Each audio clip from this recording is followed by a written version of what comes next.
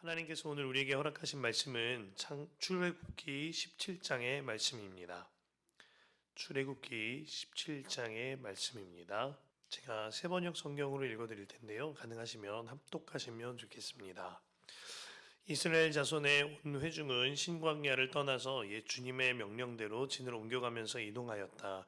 그들은 르비딤에 진을 쳤는데 거기에는 백성이 마실 물이 없었다. 백성이 모세에게 마실 물을 달라고 대들었다. 이에 모세가 당신들은 어찌하여 나에게 대드십니까? 어찌하여 주님을 시험하십니까? 하고 책망하였다.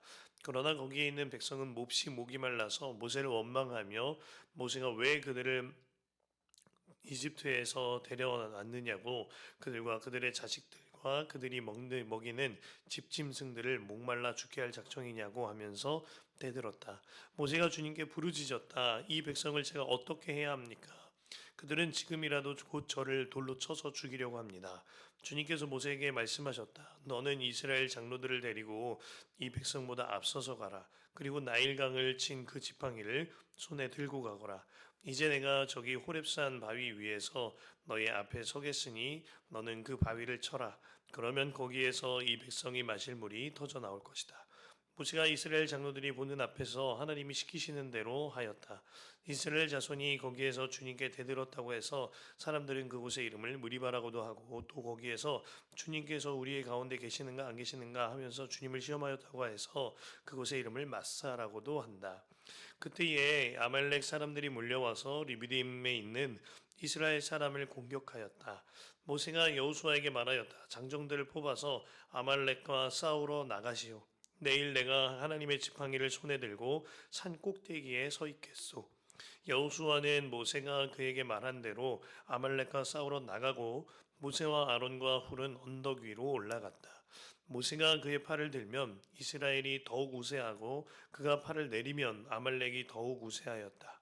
모세가 피곤하여 팔을 들고 있을 수 없게 되니 아론과 훌이 돌을 가져와서 모세를 앉게 하고 그들이 각각 그 양쪽에 서서 그의 팔을 붙들어 올렸다.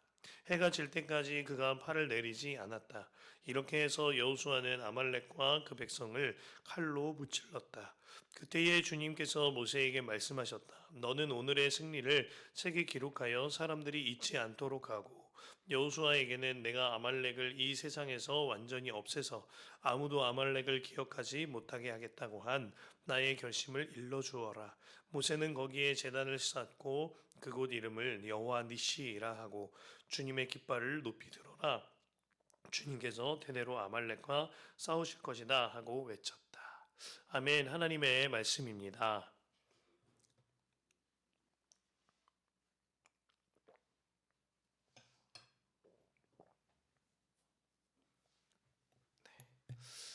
오늘 말씀을 전하러 오는데 제 마음이 한여름처럼 느껴졌습니다. 왜냐하면 날씨는 쌀쌀했지만 제 마음이 너무나 뜨거웠기 때문입니다. 오늘 말씀은 기도에 관한 말씀인데 세상의 영적 전쟁에 관하여 기도로 이겨내라는 하나님의 말씀입니다. 주님께서 이 말씀을 너무나도 원하신다라는 마음이 들어서 제 마음도 함께 뜨거워졌던 겁니다. 제가 참 인상 깊게 본 영화 중에 워룸이라는 기독교 영화가 있습니다. 책으로 이 스토리를 담아낸 기도의 골방이라는 책도 있는데요. 워룸이란 전쟁할 때 이 작전실, 전쟁 상황실을 뜻하는데 집안의 골방을 기도 처소로 만들고 그 기도 처소를 우리의 영적 전쟁의 작전실로 삼아라 하는 게 전체 내용입니다. 이 영화에 이런 장면이 나옵니다. 한 부부의 이야기를 다루고 있는데요. 남편인 토니와 그리고 아내인 엘리자베스의 이야기입니다. 두 사람이 마음이 서로 소원해졌습니다. 남편 토니는 세상적으로 성공을 하기 위하여 물불을 가리지 않는 사람이었고 심지어는 회사 공금에도 손을 대기 시작합니다. 그 무렵 두 사람은 사이가 무척 좋지 않아졌고 이혼의 위기에 맞닥뜨렸을 때인데요. 남편 토니가 점점 일에 중독된 삶을 살다가 남편 토니가 어떤 여성과 연락을 하기 시작합니다. 정말 위기가 절정에 치닫고 있는 거죠. 그때쯤 두 사람이 집을 이사를 가게 되는데 그곳 이사를 하는 곳에서 새 집에서 엘리자베스가 짐을 풀을 때 그곳에서 우연치 않게 만난 클라라라는 할머니로부터 기도의 골방을 만들라라는 이야기를 듣습니다. 워룸을 만들라는 이야기를 듣죠. 그리고 어떻게 기도를 해야 하는지 배우게 돼요. 그때부터 아내인 엘리자베스가 자신의 새로운 집에 작은 골방에서 기도를 통한 영적 전쟁을 시작합니다. 그곳에서 기도를 하고 기도 제목을 하나하나 써서 포스트잇에 붙여놓고 그리고 말씀을 붙들고 말씀을 써서 포스트잇에 붙여놓고 하나님한테 기도하고 또한 마귀에 대하여서 영적인 전쟁을 선포하고 대적하는 기도를 해 나아가는 것입니다. 그러던 어느 날 남편인 토니가 한 여성과 저녁 식사를 약속해요. 그리고 저녁 식사 장소에 나가서 그 여성을 만납니다. 그때 아내인 엘리자베스는 기도의 골방에서 기도를 하고 있었는데 한 지인으로부터 메시지를 받습니다. 당신의 남편 토니가 모르는 여성과 만나고 있습니다. 지금 식사 중입니다. 그 문자를 받아들고 엘리자베스는 마음이 뛰고 모든 것을 포기하고 싶은 위기가 닥칩니다만 이제는 엘리자베스가 달라졌습니다. 엘리자베스가 이전처럼 혈기를 내거나 똑같은 사람으로 반응하지 않고 그 자리에서 더욱더 무릎 꿇고 하나님께 부르짖으며 예수 그리스도의 이름을 선포하며 마귀를 대적합니다. 놀랍게도 그날 밤 토니는 아무 일도 하지 못하고 집으로 돌아오게 됩니다. 그 이후에 토니의 모든 것이 하나씩 드러나게 됩니다. 직장에서는 그가 했던 좋지 않은 행동들이 드러나게 되어서 해고되게 되고요. 그리고 토니의 외도의 정황도 다 드러나게 됩니다. 하지만 워룸에서 기도하기 시작한 엘리자베스가 달라졌습니다. 토니에 대하여서 추궁하거나 그를 몰아붙이는 것이 아니라 끝까지 주님의 마음으로 친절을 베풉니다. 도무지 이해가 되지 않는 토니는 왜 저런 일이 벌어지지? 아내에게 무슨 일이 있는 거지? 궁금증만 가지고 있다가 집을 정돈하던 차에 아내의 워룸, 기도의 골방을 발견하게 됩니다. 그리고 토니가 그 방 문을 열었을 때 그 아내인 엘리자베스가 눈물로 적었던 기도 제목, 눈물로 하나하나 써놓았던 기도 제목 포스트잇을 보면서 토니가 본인이 어떤 죄인인지를 깨닫게 됩니다. 그리고 마침내 아내 앞에 무릎을 꿇고 용서를 구하며 달라진 삶을 살게 되면서 이 영화는 막을 내립니다. 여러분, 우리의 인생은요, 매 순간이 영적 전쟁입니다. 그 전쟁을 승리로 이끄는 것은 기도인 것입니다. 오늘 말씀은 이스라엘과 아말렉의 전쟁으로서 이스라엘 민족이 치르는 첫 전쟁입니다. 전쟁은 정말 현실이었습니다. 장난이 아니었죠. 전쟁에서 지면 모두 죽임을 당하고 빼앗기게 되는 것입니다. 살아남은 남자들과 아이들은 평생 동안 짐승보다 못한 노예처럼 부리게 됩니다. 그리고 여성들은 겁탈당하여야 했습니다. 그래서 아말렉도 이 전쟁을 치를 때 사력을 다하여 전쟁을 치렀던 것입니다. 실제로 아말렉은 전쟁에서 지고 난 뒤에 지구상에서 완전히 사라집니다. 14절에 적혀 있는데요. 전쟁은 어느 한쪽이 멸망할 때까지 치르는 살고 죽는 문제인 것입니다.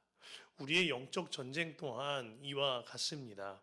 8절을 보면 그때에 아말렉 군사가 쳐들어왔다라고 하였는데요.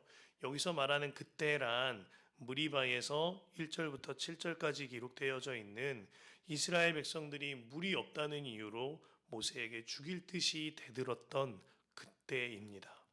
모세가 기도한 것을 통하여 알 수 있듯이 상황이 몹시 심각했습니다. 모세가 곧 돌에 맞아 죽을 위기 상황이었어요. 이렇듯 공동체가 깨어지고 분노가 올라오고 죄악이 극에 달할 때 마귀는 우는 사화자와 같이 두루다니며 삼킬 자를 찾다가 그 틈을 놓치지 않고 얼른 물려고 달려드는 것입니다. 그때예요. 모세가 영적인 정신을 바짝 차립니다. 모세는 이 전쟁에 대하여 두 가지 명확한 대응을 하는데요.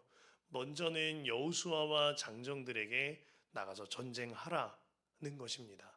또 한 가지는요, 그가 목숨 걸고 기도합니다. 그래서 지팡이를 들고 산꼭대기로 기도의 처소로 올라간 거죠.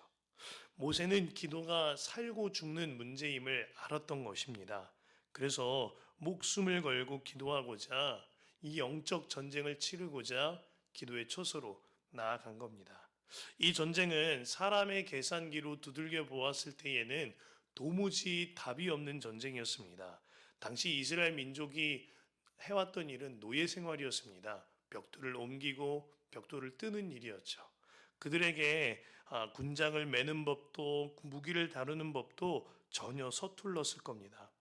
도무지 어떻게 이 전쟁을 치러야 할지 몰랐을 겁니다. 하지만 모세는 한 가지 명확하게 알았습니다. 이 모든 전쟁은 사람의 눈으로 보이는 전쟁이 아니라 영적 전쟁이다. 그러므로 이 전쟁은 하나님이 하시는 일이다. 이것이 깨달아지니 기도하게 된 것입니다. 우리 또한 마찬가지입니다. 우리의 삶에 도무지 어쩔 수 없는 일들이 있습니다. 또한 우리 눈에 보이는 전쟁처럼 보이지만 사실은 보이지 않는 영적 전쟁의 영역이 너무나도 많습니다. 변화될 듯 변화되지 않는 자녀와 그러한 배우자를 볼 때 우리 마음은 억장이 무너집니다. 경제적으로 터가 무너진 것 같은 경험을 할 때 도무지 어떻게 헤어나오야 할지 마음이 무너지기도 합니다. 관계가 깨어지고 일터에서 괴로움을 당하면 이 일을 내 힘으로 어찌할 도리가 없습니다. 더구나 마귀가 나의 마음을 노리고 나의 건강을 노릴 때 우리는 무방비 상태로 노출되기도 합니다. 하지만 우리가 아무것도 할 수 있는 것이 없을 때, 내 손에 쥔 칼이 없을 때 우리는 기도의 지팡이를 들 수 있겠습니다. 그리고 그 기도의 지팡이를 들고 기도의 처소로 산 꼭대기로 성전 기도로 나아가야 합니다. 이것이 우리가 사는 길인 것입니다.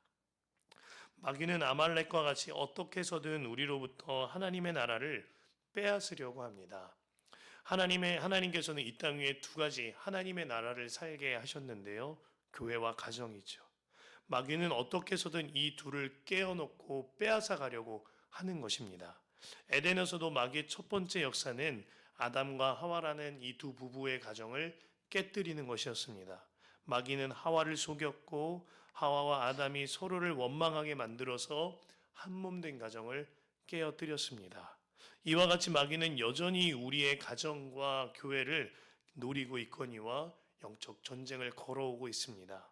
그러므로 우리는 모세와 같이 영적인 정신을 바짝 차리고 하나님의 나라를 지켜내어야 합니다. 무엇으로요? 기도로요. 그런데 이러한 위태로운 상황 속에서도 이러한 치여할 전쟁 속에서도 우리가 왜 기도하지 않겠습니까? 영적인 눈이 멀어 있기 때문입니다. 우리 눈앞에서 만약에 지금 이스라엘과 하마스 간의 전쟁 중에 있는데요. 우리 눈앞에서 하마스 군에 의해 내 자녀가 끌려간다면 어떻게 대처하시겠습니까? 가만히 있을 수 있을까요? 우리 눈앞에서 우크라이나 전쟁, 러시아 간 전쟁처럼 내 남편, 내 배우자가 총격전을 벌이고 있다면 가만히 있을 수 있겠습니까? 무슨 일을 해서라도 그들을 구하려고 아마 모든 일을 할 것입니다. 이렇듯 영적 전쟁을 보는 눈이 열리면 결코 기도를 멈출 수 없는 것입니다. 9절에 모세는 산 꼭대기 위에서 기도했다고 했습니다. 영적인 전쟁을 바라보며 그 상황 그대로를 하나님께 시시때때로 무시로 올려드리겠다 하는 기도를 하겠다는 것입니다. 기도는요, 현실을 도피하는 것이 결단코 아닙니다. 기도는 가장 현실적이고도 가장 강력한 행동인 것입니다. 그런 의미에서 기도는 가장 적극적인 행동인 거죠. 현실의 문제 하나하나 주님께 전부 다 올려드림으로 인하여 주님이 일하게 되시기 때문입니다. 우리도 이와 같이 기도해야 합니다. 가정과 교회와 모든 공동체의 문제를 기도로 올려드려야 합니다. 그 길이 우리가 사는 길입니다. 하지만은요, 그 기도가 쉽지가 않습니다. 오늘 말씀 12절에도 보면 모세가 피곤하여 팔이 내려갔다고 합니다. 모세도 기도하다가 지친 겁니다. 그래서 함께 기도해야 합니다. 이때 아론과 훌이 모세의 팔이 내려오지 않도록 받쳐듭니다. 그러자 이스라엘이 승리하죠. 모두가 삽니다. 12절 말씀인데요. 모세가 피곤하여 팔을 들고 있을 수 없게 되니 아론과 훌이 돌을 가져와서 모세를 앉게 하고 그들이 각각 양쪽에 서서 그의 팔을 붙들어 올렸다. 해가 질 때까지 그가 패를 내리지 않았다. 13절에 이렇게 해서 여호수아는 아말렉과 그 백성을 칼로 무찔렀다. 아멘입니다. 오늘의 장면을 모세의 입장에서 한번 보길 원합니다. 얼마나 애가 탔겠습니까? 내가 손을 올리고 있으면 전쟁이 승리하게 되어지고 손이 내려가게 되면 전쟁이 패배하게 되어지는데 이것이 내 눈에 보이니 그 마음이 얼마나 뜨겁고도 애가 탔겠어요. 또 이 상황을 함께 보고 있는 아론과 훌의 입장에서도 얼마나 발을 동동 굴렀겠습니까? 눈에 보이니까요. 기도하는 손이 내려오면 내 가족과 내 자녀와 내 민족이 죽어가는 것이 피가 튀기는 그 전쟁터가 눈에 직접 보이니까 발을 동동 굴렀을 겁니다. 이 손이 내려가면 내 가족이 죽고 내 자녀가 죽는다. 이 손이 올라가면 내 민족이 사걸고 내 나라가 산다. 이것이 눈에 보이니 도무지 기도를 멈출 수가 없었던 겁니다. 그래서 아론과 훌이 생각해낸 것이 뛰쳐가서 우리가 모세의 발을 붙들어 주자 한 것이죠. 그렇게 모세의 발은 끝까지 올라갔고 세 사람이 함께 기도했으며 주님의 나라가 승리하게 되어진 겁니다. 이처럼 영적인 눈이 확 열려지면 도무지 기도를 멈출 수 없습니다. 사무엘상 12장 23절에 사무엘이 이제 백성들에게 사역을 내려놓겠다고 말하면서 이렇게 말합니다. 나는 너희를 위하여 기도하기를 쉬는 죄를 여호와 앞에 결단코 범하지 아니하고. 이때 당시가 온 백성들이 사울이라는 새로운 왕이 세워졌다고 열광할 때입니다. 하지만 사무엘의 눈에는 보였던 겁니다. 이제 그들은 새로운 영적 전쟁에 맞닥뜨리게 되었구나. 이것이 보이니까 그가 도무지 기도하기를 멈출 수가 없었던 것입니다. 우리가 예수님의 사람 제자훈련 중에 기도로 사는 사람이라는 단원이 있습니다. 거기서 제가 섬겼던 유기성 원로드 목사님이 부산에서 목회하실 때 이야기가 기록되어져 있는데요. 한 번은 전도 축제를 가지셨다고 합니다. 집집마다 찾아가는 전도도 하고 노방전도와 관계전도를 통하여 많은 새가족들이 함께 하게 되고 예배를 하게 되었는데 이제 전도 예배인이 새가족들에게 초점을 맞춰서 메시지를 전하는데 예배에 굴곡이 있더랍니다. 어느 순간에는 결신자들이 일어나기도 하고 어느 순간에는 영적인 분위기가 잡혀서 눈물을 흘리고 감격이 있다고 했어요. 그런데 또 어느 순간이 되면 예배를 똑같은 예배인데 영적인 침체가 오고 결신자들이 일어나지 않는다라는 겁니다.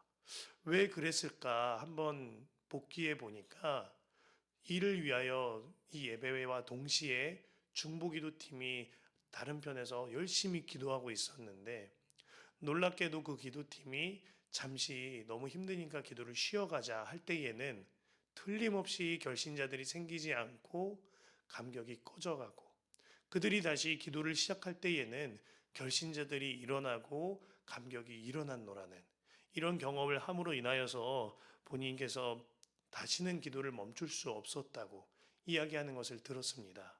정말 그렇습니다. 우리가 눈으로 보면 기도를 쉴 수가 없어지는 겁니다. 제가 일본 카나자와 지역의 단기 선교 사역을 섬겼을 때입니다. 일본 선교가 상당히 쉽지 않았습니다. 더구나 그곳에서 하는 사역이 다른 어떠한 프로그램을 갖는 사역이 아니라 할 수 있는 것이라고는 전단지를 만들어서 한 예배에 디자인한 예배에 사람들을 초청하는 것이 전부였어요. 그러니까 한국인 청년들 몇 명이서 그 사역만 해야 하니 몸은 힘들고 마음은 지칠 것이 사역자로서 뻔연히 보였습니다. 그래서 함께 기도를 준비할 때 우리 팀 안에서 한 가지만 명확하게 하기로 하였습니다. 우리가 일본에 도착하면 딱 한 가지만 하자. 가장 먼저는 기도 처소를 찾자. 그리고 두 번째로는 매일 한 시간씩 모든 청년들이 한 시간 기도 운동을 거기서 하자.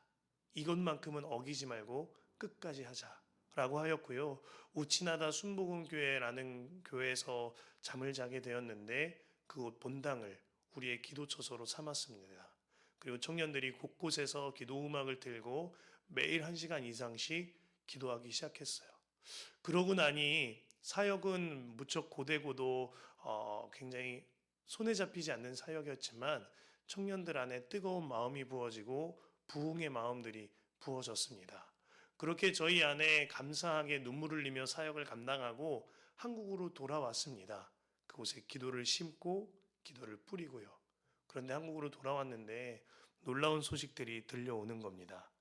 그 예배에 누가 올까 싶었는데 우리가 기도하는 마음으로 전단지를 심었던 그 예배에 사람들이 몰려오기 시작한 거예요. 그러더니 그곳에서 회개의 역사가 일어나고 부흥의 역사가 일어난 겁니다. 하지만 여기서 그쳐지지 않고 하나님께서 기도할 때 일하신다는 것을 보게 하시려고 이 일이 일본 국영방송 라디오에 중계가 된 겁니다. 그러면서 함께 동참하였던 한 침례교 목사님이 라디오 인터뷰까지 하게 되는 일본에서는 굉장히 이례적인 일이 되었다는 이야기를 들었습니다.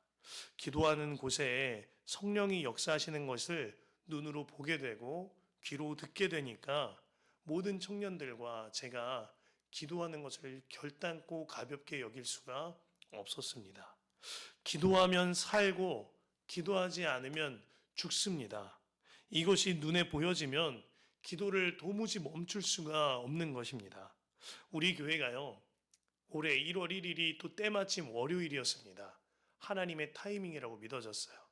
올해 1월 1일부터 새해맞이 40일 금식 기도와 새벽 기도를 시작했습니다. 이를 통하여 우리 교회의 기도의 체질이 달라지는 것을 경험하게 되었습니다. 무엇보다 우리 안에 기도가 시작되고 기도가 쌓이기 시작했어요. 하지만 이 일이요, 다들 알겠지만 쉬운 일만은 아니었습니다. 제가 처음 부임한 주일이 12월 24일이었는데 1월 첫 주부터 새벽 기도를 하자 말씀을 드리고 새벽 기도를 시작한 그 주간에 아이고야, 제가 화요일부터 열이 오르기 시작한 겁니다. 그때 당시에 39도, 40도까지 열이 올라서 애먹었습니다. 제가 살아가면서 이렇게 아파 본 적이 없어서 깜짝 놀랄 정도였습니다. 그렇게 새벽에 나와 식은땀을 줄줄 흘리면서 설교를 하고 앞에 기도를 하면 야, 이게 정말 수요일, 목요일쯤 지나가는데 이렇게 새벽 기도를 하는 게 맞을까? 너무 무리하는 거 아닌가?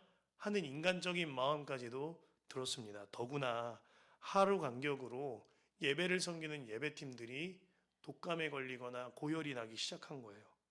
기도의 팔이 내려오는 것만 같았습니다. 그런데요, 그때 우리 성도님들 뿐만 아니라 제가 섬기고 있고 사랑했던 사람들이 마음을 모아서 더 단단하게 기도하여 주셨습니다. 그때 당시 우리 안에 이런 고백이 있었어요. 기도하기를 시작할 때 여러 어려움이 생긴다는 것은 오히려 하나님이 기뻐하신다는 반증이 되는 것 같습니다. 이 고백을 함께 붙들고 기도했던 기억이 납니다. 정말 모두가 서로가 서로의 아론과 훌이 되어서 함께 기도하였습니다. 그리고 제 경우에는 금요일 날 오후가 되자 그때부터 갑자기 열이 뚝 떨어지기 시작하고 오한이 그쳐졌습니다. 우리가 끝까지 기도할 때에 주님께서 낫게 하시고 더욱더 기도하게 하신 줄로 믿습니다.